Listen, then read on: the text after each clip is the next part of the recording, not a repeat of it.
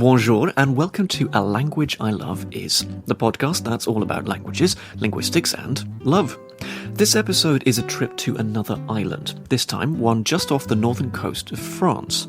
The island in question is Jersey, one of the Channel Islands, which for centuries have been caught politically, socially and linguistically between the much larger states of France and England. Despite strong linguistic influence from their neighbours, the people of Jersey have long used, and continue to use, their own particular language, Jèrriais.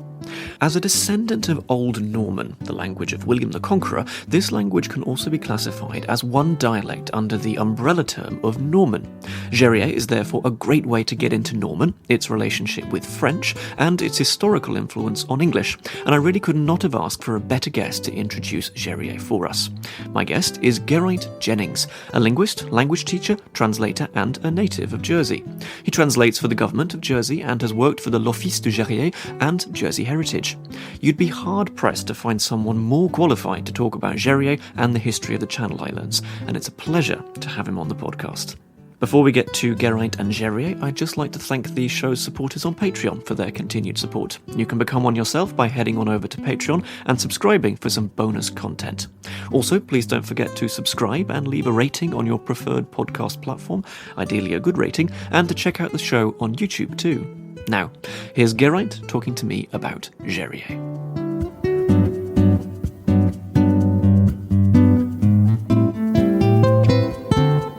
Bonjour, mes chiens est revenu. J'étais quasiment dans tous les pores, et c'est pour cela qu'il ne m'invite pas au haut du verre marché la semaine passée. Il faut que je vous dise que j'étais étouffé et mancher, et à quoi je n'ai rien donné à manger et paysan.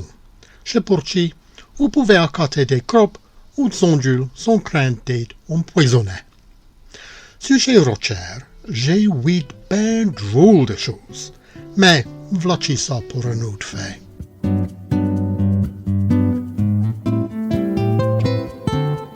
Geraint, I'd love to turn to the language in question that we're going to be talking about today. The language is Jèrriais. First and foremost, let's begin with the geography. Where can you find speakers of Jèrriais? Jèrriais speakers can be found in Jersey, but also there's a diaspora. So there are Jèrriais speakers around the world, and we've now also got new learners with the ability to learn Jèrriais online and find out and read texts and all this sort of thing. People are now becoming interested across the world. But also with the emigration of Jersey people, there were Jèrriais-speaking communities, for example, up until the 1960s in the Gaspé in Canada.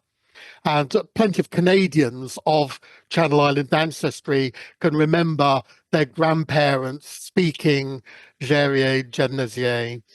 So Jèrriais is spoken in Jersey. Jennings is spoken in Guernsey, neighbouring island. Serche is the language of Sark, a smaller island which is part of the bailiwick of Guernsey. So it comes politically and constitutionally under Guernsey, but was settled by people from Jersey. So the language is actually a descendant of 16th century Jèrriais. And there are only a couple of native speakers left of the speakers from Sark. Orkney, the language of Alderney, the other island in the archipelago of the Channel Islands, is technically extinct. The last rememberer died a few years ago, and someone who could remember his grandparents speaking to him in Orkney. Orkney was basically killed by firstly an influx of English-speaking workers building fortifications from the 19th century, and then by the complete evacuation of the entire population before the arrival of the Germans at the start of the Second World War. And the language never recovered from that. So we have some texts and some remembrances and some recordings, but very little in terms of a living tradition, a living heritage of Orkney, although the School of Alderney has been doing some nursery rhymes and some efforts to try and bring some of the language back into the experience of Alderney children. The Channel Islands are situated between Britain and France. So for some cases, we have to go north to get to France. You've alluded to the physical geography of the Channel Islands there. They're much closer to France than they are to Great Britain, to the island of Great Britain. But could you also introduce to us the political geography of this area? For want of a better phrase, who do the Channel Islands belong to in terms of countries and nations? In terms of who the islands belong to, they belong to the Duke, our king. So they're dependencies of the crown dependencies. So they're not UK dependencies like UK overseas territories. These are self-governing countries like the Isle of Man, Guernsey and Jersey are the three crown dependencies which had pre-existing governments before they became attached to the British crown. We beat the English in 1066. So our Duke of Normandy, William the Conqueror, of whom we'll be celebrating the millennium of his birth in 2027, beat the English, became King of England, and that created an Anglo-Norman Commonwealth. So one of our prides is our poet Wace of the 12th century, who had royal patronage to write the history of the Dukes of Normandy and the history of the kings of Britain. And he wrote it in Norman. He was a Jerseyman. He wrote it in Norman for the Norman court, both in mainland Normandy and also in England at the time. But there was this joint Norman rule in mainland Normandy and England, and then with the Norman conquest around Europe, it became, a complicated network of Norman influence in Ireland, in the Isle of Man, in Sicily, and around the place, and into the Holy Land, of course. The link between England and mainland Normandy was broken in 1204. So in 2004, we celebrated 800 years of independence. So our governing structures in mainland Normandy were separated from us. And King John, who has a much better reputation in the islands than he does in England, basically wanted to keep the islands loyal to him. So he promised us our autonomy and to keep our Norman laws and our Norman customs, and not to be absorbed into the Kingdom of England. So there's always been this sort of dependence on England to guarantee our independence and autonomy and our self-rule. Our parliament is a descendant of the old Norman estate, which is why parliament is called the States of Jersey.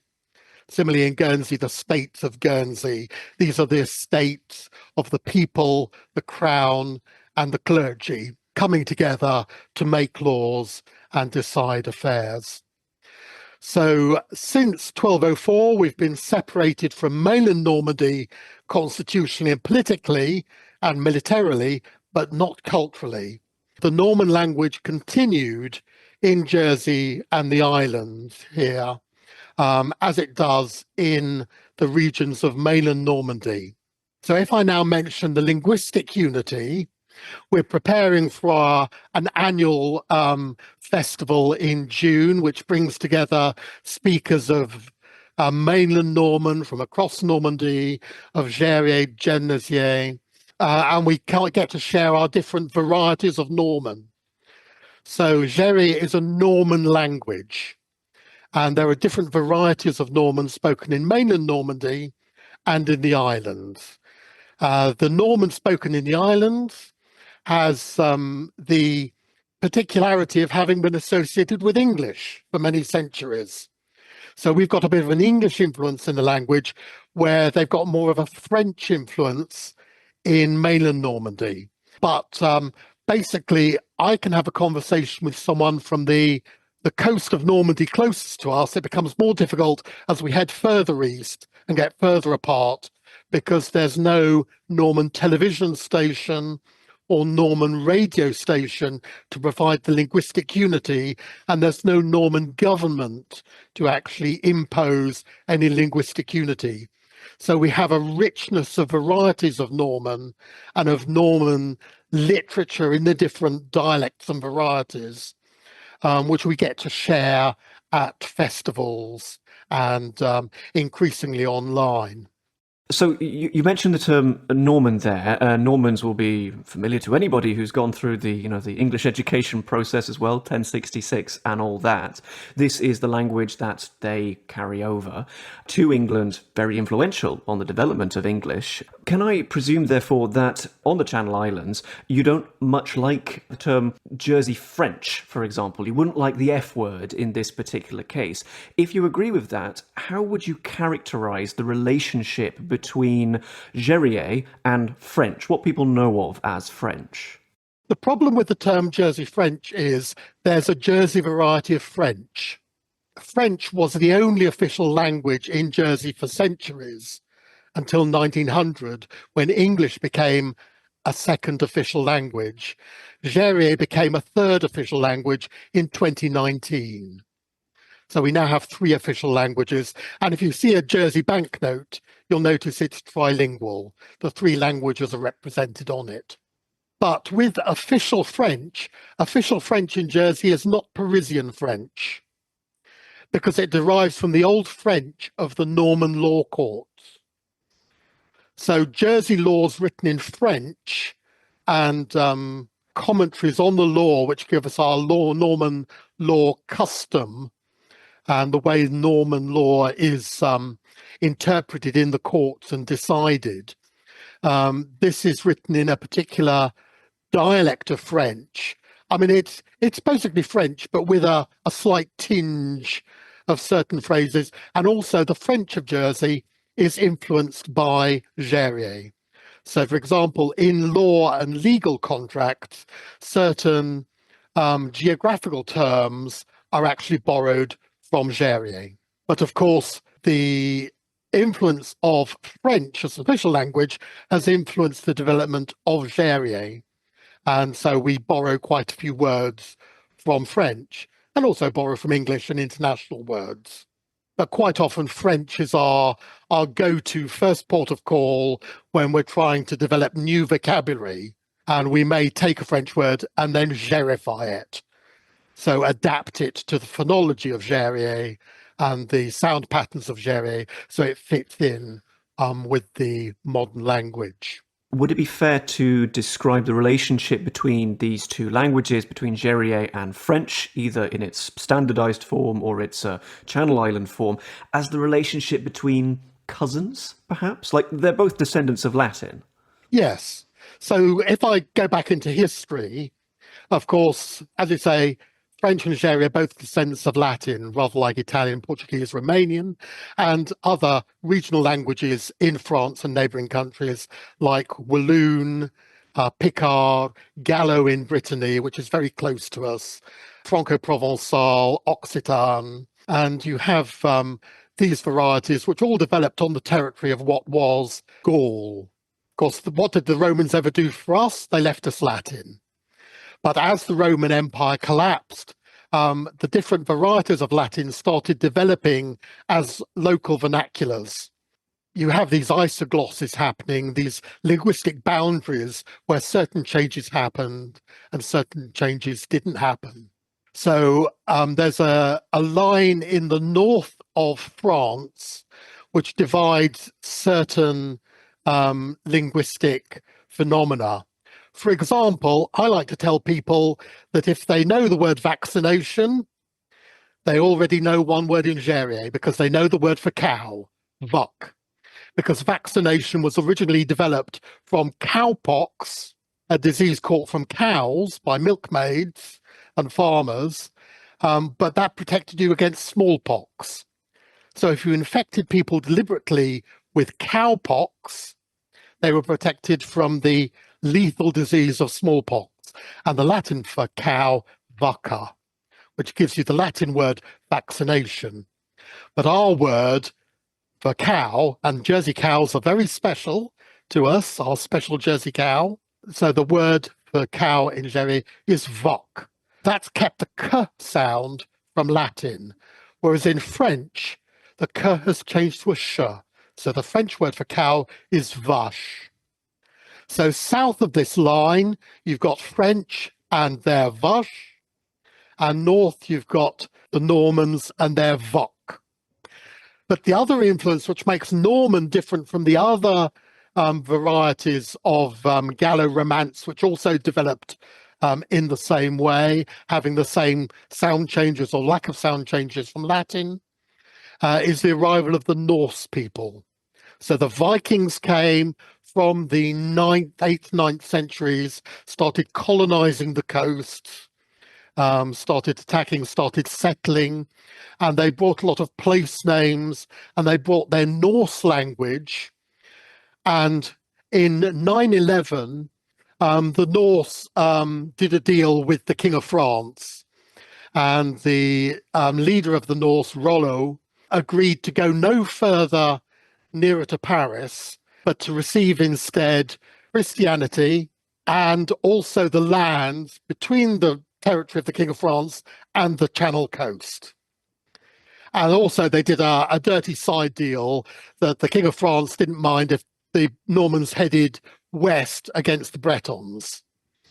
So it was all a big stitch up, but it had the linguistic consequence that the Normans became the rulers of Normandy, which was established from 911 AD, and they were Norse speakers, but ruling a Gallo-Romance speaking population. So modern Norman has this Gallo-Romance base, but with an admixture of Norse in it. So I can give a few examples. So if you come to Jersey, you'll see some place names like Miel.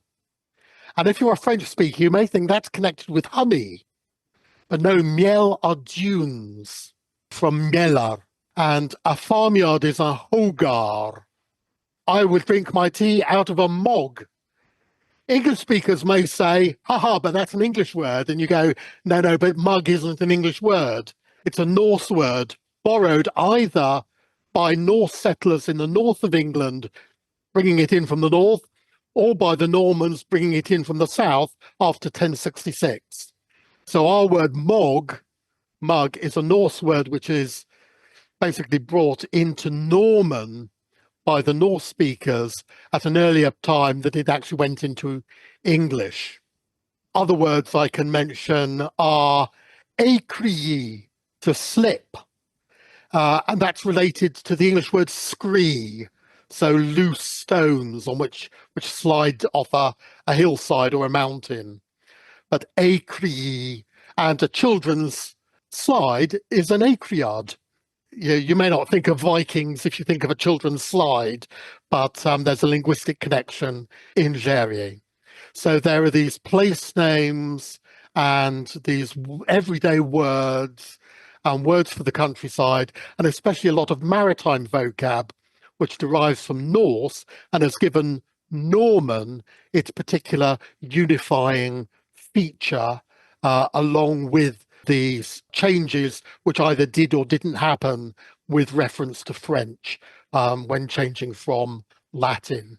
The fate of Jèrriais or Norman over the centuries has gone up and down. I mean, you have the 11th century, where Norman as a language is being very influential. It's being transported over the English Channel. We have Anglo-Norman, and that's very prestigious and very influential.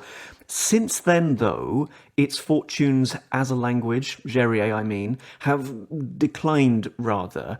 When does that decline start to occur? When do other languages start to encroach on its territory and replace Jèrriais as the local language?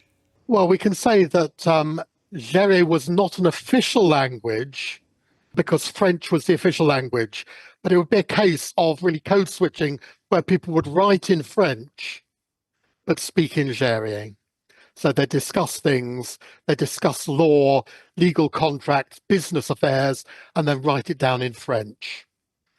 So this bilingualism was very useful, especially when trading, and was one of the reasons why Channel Islanders became so influential in the cod fisheries in North America, because they could conduct business between themselves in Norman, Jèrriais and Jennings, but to then trade with English speakers or French speakers, basically keeping their own languages as a private commercial code. But of course, what happens is in the 19th century, there's a big population change, because from being places which were precarious and out of the way and out of contact, with the arrival of steamships and the arrival of railways linking coastal ports, the arrival of telegraph to enable communications with stock markets and banks and investments, then the Channel Islands became places where English speakers wanted to settle.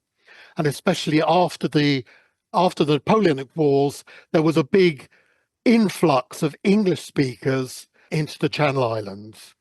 So the population of Jersey really doubled between 1820 and 1850. By the end of the 19th century, the capital of Jersey, St Helier, had become majority English-speaking. But we talk about les trois langues, the three languages, with French being the language of religion and the courts and the law and the parliament, English being the language of commerce and the military. So Jersey is constitutionally independent, except for international affairs and defence. An interesting fact is there was no printing in Jersey before the 1780s. The first printing press was only introduced in Jersey in the 1780s, because all printed material for the army, for the military, was brought from London. The island turned Calvinist at the Reformation because of a flood of printed material, which came in from the Low Countries, from Geneva, in French, displacing Latin. Anglicanism was later imposed, but there's a big current of nonconformism in the islands. So one thing you'll notice in Jersey is the enormous number of churches, Anglican, Methodist chapels, Roman Catholic churches, partly because of the liberty of religion. The islands have been a place of freedom of speech and freedom of belief and freedom of religion for historic reasons throughout the centuries. So have been places where people have wanted to get to, and once they could get to them with the steamships, with the regular transport, that meant that there was a desire to come and live here on the part of English speakers. So beginning of the 20th century, we have a law on compulsory education, which made English the language of instruction. However, I know people still alive who only started speaking English when they first went to school.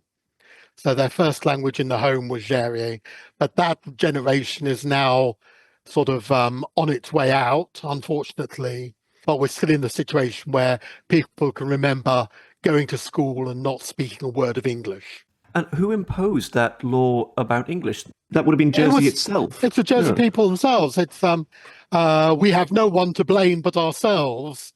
It's not the fact that somebody has come in and said it. It's partly a cultural cringe of thinking, well, English is a better language, it's a more prestigious language, it's an international language, it was the imperial language, and after the occupation, it was the language of the liberators, partly to be grateful to those who liberated us. It was looking to provide employment for people from the UK, rather than looking for the traditional labour markets for seasonal agriculture workers from mainland Normandy and from Brittany. And also, of course, France was rebuilding after the occupation and Second World War devastation itself. So they required the manpower in France rather than looking to export labour to the islands and getting involved with the agricultural labour and helping to prop up the position of Norman and of Gallo and of French in the island in the agricultural situation. And of course, the boom in tourism very much changed things, that English was an international language, attracting people from the UK, from Ireland, to come to Jersey for holidays. And that meant very much people using English for their livelihoods in a way that they hadn't been using it on the farms. And then subsequently, with the growth of Jersey as an international finance centre, English as a language of international finance and banking and currency also cements the dominance of English. So it's been a process rather than an imposition. And if we've been careless with our own heritage, we have no one to blame but ourselves. I see. That's very frank, very honest. You mentioned there that you have this long process of the rise of English. Can I therefore assume that, despite laws like the one imposing English in education, Jèrriais, because of this very specific process, has fared better than Norman in mainland France, in Normandy, for example? Yes, the situation with regards to mainland Normandy and mainland Norman is much more difficult because there simply hasn't been the cultural support that there has been in Jersey. France doesn't really recognise any of its regional languages in a way that other countries do. And we still have the situation that despite the French Parliament having passed a law in favour of education in regional languages, the French Ministry of Education won't allow mainland Norman to be taught in curriculum in Norman schools. So there's basically only one school in mainland Normandy which actually has Norman classes, whereas we have 5-6 full-time teachers teaching Jèrriais just for the island of Jersey. And if you compare the budget for the infrastructure of the teaching and promotion of Jèrriais in Jersey, it's huge in comparison to the amount of money spent on the support of Norman language in mainland Normandy. The mainland Norman administrative body, the Regional Council of Normandy, is supportive. It has a strategy for the Norman language.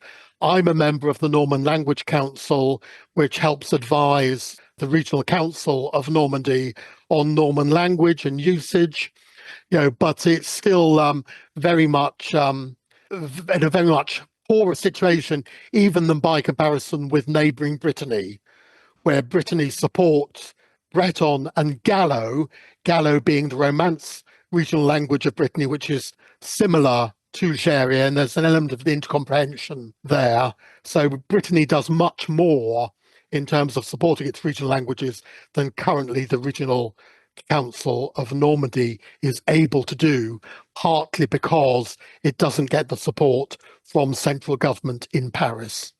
And these efforts to support Jèrriais and the other Channel Islands languages, how is it going? How would you estimate the number of speakers, for example, of Jèrriais today? Unfortunately, we don't have very recent official figures. The last official figures were from 2012, where 1% of the population were fluent in Jèrriais, but up to a quarter had some knowledge of Jèrriais. And that's with mostly people being able to use certain expressions and phrases of welcome and thank you, and little things like mon vie. All right, mon vie, how are you, mon vie? Mon vie, my old friend, my old mate. So that's a phrase lots of people use. And there are particular words like broncage. Twice a year, there's the inspection of hedges. Because our roads are so narrow, actually most of our roads would be categorised as lanes elsewhere in other countries. The growth of hedges can really reduce the width of roads. So you have a duty to trim your hedges and cut back vegetation to allow the full width of the road to be usable. And there's a twice yearly inspection where your broncage is inspected. And if you haven't done your broncage, you get fined. That's been adopted into English And one of the ways it's used is to refer to a haircut. So if you see your friend who's had a haircut, you say, oh, you've had a broncage, mon vie. So you've had your hedge trimmed, my old friend. Another word which all Jèrriais, all the English speakers use, even if they don't actually claim to speak any Jèrriais at all, is the word coty. Now, in most countries, land is flat, and you tend to have fields which are flat.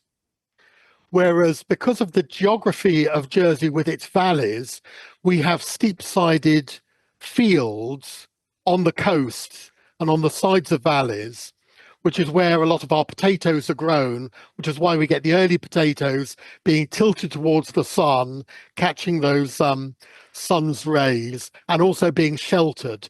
But it does mean a particular type of agriculture has had to be developed to enable steep-sided fields to be ploughed, planted, and then harvested. And that's called a coty. English speakers, people from Jersey, will go off to university in the UK and talk about a broncage and talk about a coty and have no idea that most English speakers have no idea what they're talking about.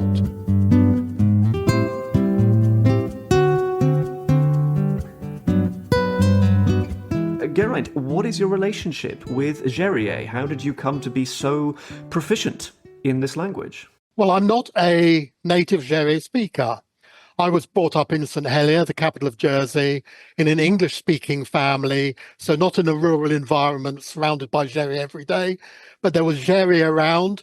And in fact, I came through literature because my family is one of printers. So my parents were printers, and so an important part of the daily routine was to read the newspaper. And there was a weekly column in Jèrriais in the newspaper when I was growing up. I wanted to find out what it was about and guess the meaning and understand it. And that was part of the thing. It was just there. It was part of the newspaper. It was part of what you did. We had to read. Reading was important. And so I got the idea that reading Jèrriais would be important for me. But I really took that up seriously in my teens, especially wanting to know what people were saying. There was Jèrriais around. And as usual, you want to know what the swear words are. And I had friends who were from farming families who knew the swear words. And then one of the things was going away to university, feeling that, well, I'm not English, although here I am in England. Yeah, I do have roots, and these are part of my roots, and this is what I think. And I studied languages for my degree. So doing comparative philology, I was able to understand part of the history of language and the development of language, even though I wasn't specializing in French and Romance philology. The principles applied and I could see how they worked. And so when I came back to Jersey, I immersed myself in it, spoke to people, attended classes, and ended up taking over a class I'd been attending and teaching adults. And then when in 1999, the teaching program in schools was launched, I joined up as a teacher and then spent almost 20 years teaching in schools, working in the community, doing translation and promotion, being involved with the literature, festivals, concerts, performances, and now moving across to the heritage side of things in terms of language promotion, but also ensuring consistency in official translation. During your career and your lifelong relationship with Jèrriais, have you seen the language's fortunes change? Have you noticed a shift in people's interest in learning the language, as a teacher, that is?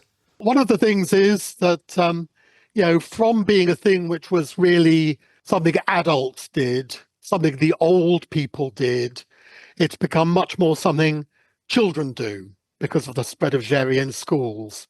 And the government of Jersey's idea is that all children in Jersey schools, whether they've got Jersey family or not, should have an exposure to Jèrriais and should have an understanding of Jèrriais as part of Jersey's identity, of being in Jersey, and Jèrriais should be visible in signage.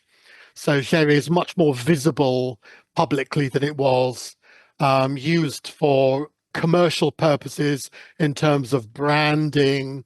It's something people can be proud of rather than feeling this is something of the past, this is something we're a bit ashamed of, this is something now we go out to the world and say, Jèrriais is here, this is part of us. And the government of Jersey finds it very useful as our international identity develops, as we're going out being more independent in terms of international relations with other countries.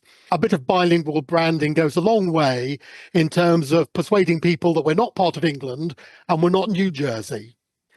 You know, we're our own country with our own culture, our own language, and you know, we're different, we're special, we're separate, and we've got things to say, things to sell, things to buy, things to talk about, things to discuss, and things to agree. Very well said. Very well said. Yes, that makes sense to me that it has its uses, even if people can't understand it. Just to have the translation into Jèrriais side by side gives that sense of independence. I'm thinking, based on what you're saying there, it's very reminiscent of the case of Welsh, for example. Welsh, I would say, as a language, is doing a lot better these days, especially in certain parts of Wales. Are we now having a lot more new people born in Jersey or on Jersey that have it as a native language? We're still losing native speakers. What we have is more learners than native speakers for the first time, which partly is the bad news for the native speakers, but the good thing for the learners. So it's a lot more exposure, and only half the population of Jersey is actually born in Jersey. So half the population is technically immigrant. And of course, a lot of the population are descendants of immigrants, as I am myself. What you might call the very indigenous, pure, such as it is, such as someone could talk about such a thing, population is only a very small part. And a lot of the most enthusiastic people about Jèrriais are people who've come to Jersey and have encountered it and found it really interesting and really exciting. Often, if they've come from a multilingual place in the world, they find it natural to pick up another language. And a lot of the most enthusiastic children I've taught in schools are children who've come from families with another language in the family, because picking up another language is not a problem. I mean, if your only language is English, you've got an advantage that your language is English, but you've got the disadvantage that your only language is English. But the more languages, the better. So whether these are languages of the communities of immigrants or languages which are rooted in the country itself, they're all worth preserving and passing on as part of people's identities and as part of the community's identity.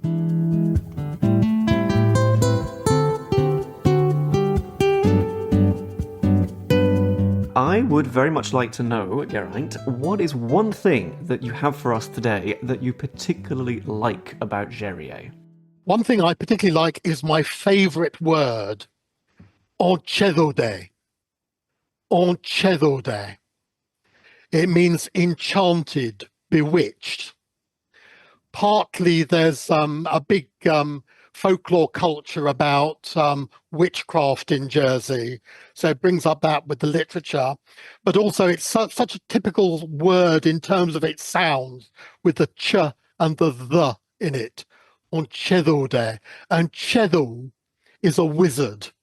So entchéthaûdé is something a wizard does, enchants, bewitches. And I think the language itself is bewitching, and you can be bewitched entchéthaûdé by the language and the particular sounds which you don't find elsewhere. The is very special to Jersey.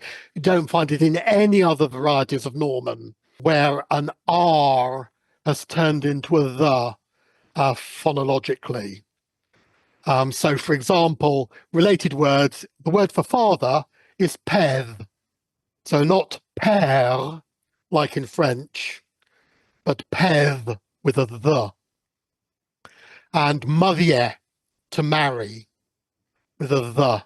A chair and chaise. So the is very distinctive in Jèrriais. And the way the k often turns to a ch phonologically. So the verb expici if I explain something to you in Jèrriais, expliquer. So with the ch in there, again, a very common sound across Norman in terms of the sound changes, but the is very special to Jèrriais within Norman. And it's not a result of English influence. You might think English has a the, Jèrriais has a the, Jèrriais borrowed the from English. No, it's a phonological development of Jèrriais itself. So my word, if everyone wants to take one away, is entchéthaûdé, bewitched, enchanted.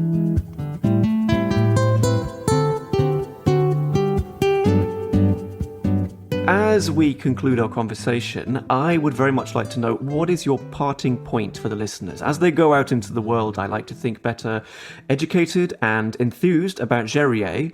What should they bear in mind? Chi tim dun barkej viv. Every little helps. So even a small island like Jersey has a treasure to offer the world. So I often say that Jèrriais is a hidden treasure. It's hidden within the island. It's not valued as much as it should be. It's not celebrated as much as it should be.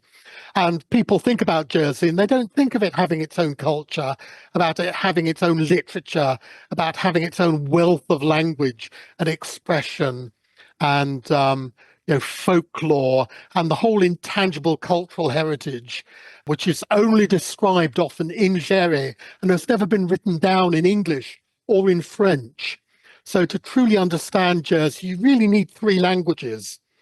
You need English, you need French, and you need Jèrriais. So you need three languages just for one small island. And really, it's something everyone can take away and enjoy and think, yeah, it's spoken in one small place, but it's part of the larger Norman Commonwealth and also part of the history of English in terms of the Norman influence on English and the Norse influence on the institutions and the constitution of England and the United Kingdom and wider places as well. And Jersey has had its part to play in history, but we still think of ourselves as really quite big, even though it's a small place. Wonderful. Very well said. I like that answer enormously. Really helped me to appreciate just how much linguistic diversity there is on an island. I won't say one small island because, it's there's a lot there. If people would like to take their newfound enthusiasm for Jèrriais further, if you could recommend some online resources or some places where they could look for more information, where would you point them to? We have a lot of online resources, over 50,000 sound clips available online on SoundCloud, search for Jèrriais. Les Pages Jèrriaises, thousands of pages of text, of poetry, stories, vocabulary, play scripts, historical and modern, are available from the Société Jèrriaise. Just do a search for Jèrriais. Jèrriais will pop up on YouTube. Jèrriais will pop up all over the place. There are language learning apps available. So just search for Jèrriais. And things are definitely out there which you can find and explore and be entchéthaûdé and be enchanted and bewitched. Geraint, that was excellent. Thank you so much for your time today and for giving me all this information about Jèrriais. I truly appreciate it. From me and on behalf of the listeners, thank you so much. Merci Bervé et à bientôt.